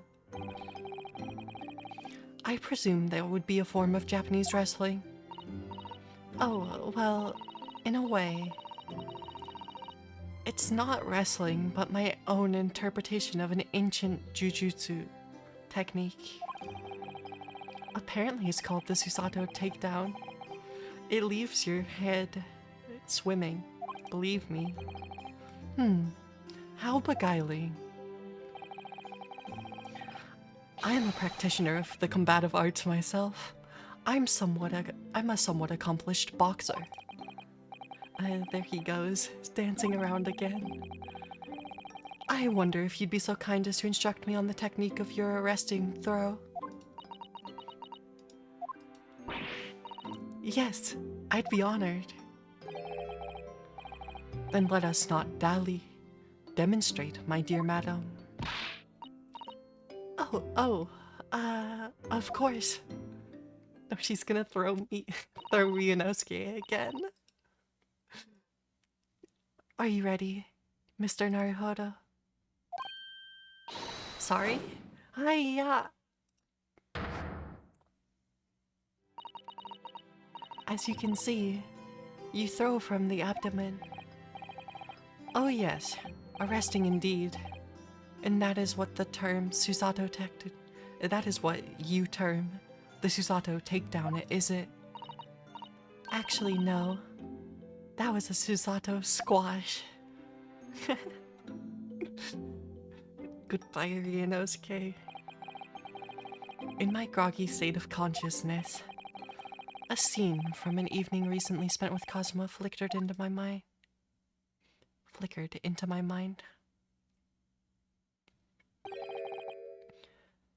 Karuma. That's right.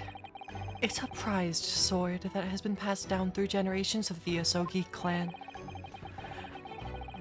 I can't believe you managed to get permission to bring it with you. I mean, taking a katana on a study tour is more than a little irregular.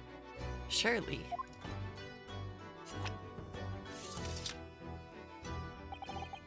A Japanese man's sword is his soul, Ryunosuke.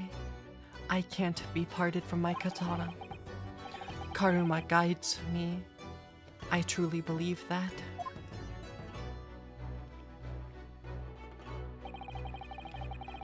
So its name compels its wielder to slice evil in two? Not that you would need much compelling. On that subject, there's something very important that I have to do in Great Britain. And I'll sacrifice anything to make it happen. I'd appreciate you seeing it through with me. Of course I will. Whatever it is, I'll see it through to the end with you. I knew you wouldn't let me down. That important thing you had to do. I still don't know what that was.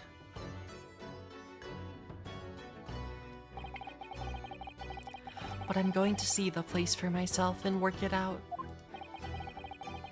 In Great Britain's capital, London.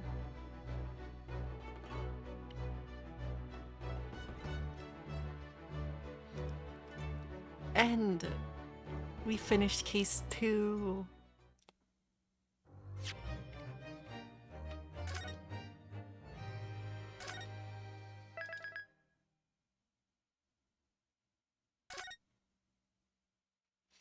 Alright. I think this is where I'm gonna be wrapping it up. It's a really good place to stop, I think. We just finished case number 2, which means I'll be back tomorrow night to start streaming case 3. This is gonna be good. We're gonna have to see if Ryunosuke can actually become a lawyer. I would assume he can do it, otherwise how would the game continue? But yeah, anyways, thanks a whole bunch to everyone who decided to stick around and hang out and watch. I appreciate it a lot. And yeah, I'll be streaming again tomorrow at 8 p.m. EST. So if you want to, feel free to stop by tomorrow night, especially since since we're continuing this game. But yeah, anyways, I hope you all have a good rest of your night or day, and I'll see you tomorrow.